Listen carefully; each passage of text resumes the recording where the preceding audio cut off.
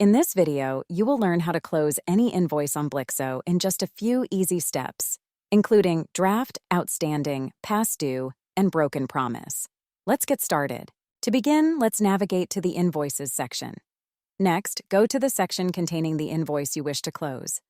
This could include draft, outstanding, past due, or broken promise.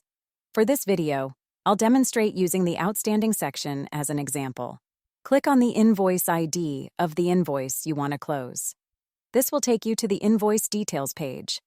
Next, click the More button and choose Close Invoice. A confirmation box will appear.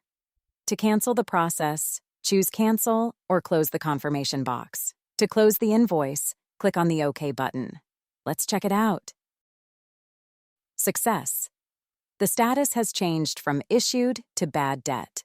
Once an invoice is closed, it will be marked as bad debt. Congratulations!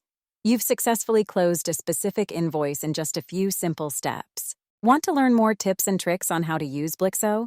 Please like and subscribe. Not a Blixo customer yet? Want to grow sales, manage subscriptions, improve retention, and automate accounting?